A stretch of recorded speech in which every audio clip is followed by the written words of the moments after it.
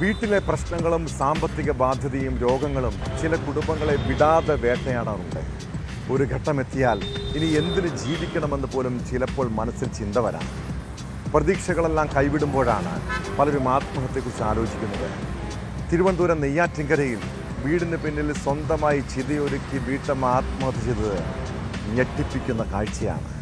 നെയ്യാറ്റിൻകര സ്വദേശിനി നളിനകുമാരി ആശുപത്രിയിൽ ചികിത്സയിലിരിക്കെയാണ് മരിച്ചത്. ഭർത്താവ് ക്രിസ്തുദാസിന്റെ രോഗാവസ്ഥയാണ് ആത്മഹത്യ കാരണമെന്നാണ് നിഗമനം.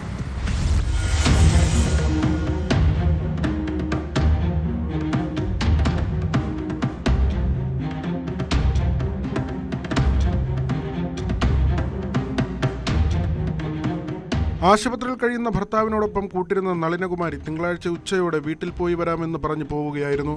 തുടർന്ന് വീടിന് പിറകിലെ പറമ്പിൽ വിറകും മറ്റും കൂട്ടി ചിതയൊരുക്കിയ ശേഷം മണ്ണെണ്ണ ഒഴിച്ചാണ് ആത്മഹത്യയ്ക്ക് ശ്രമിച്ചത്.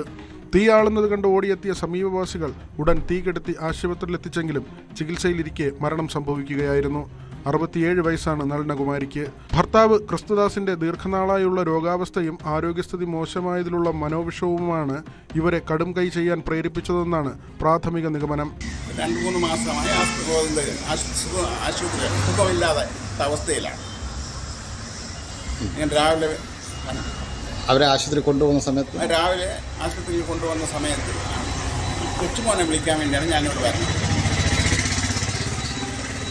അപ്പോഴാണ് ഈ സംഭവം കാണുന്നത്. 1 വർഷത്തിലേറെയായി ക്രിസ്തുദാസ് ആശുപത്രിയിൽ ചികിത്സയിലാണ്.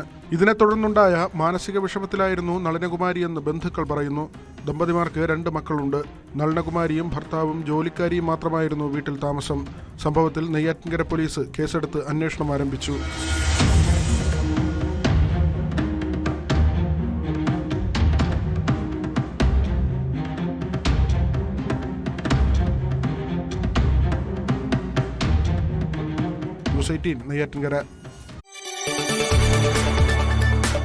കൂടുതൽ വാർത്തകൾക്ക് news 18 Keralam YouTube channel subscribe ചെയ്യുക.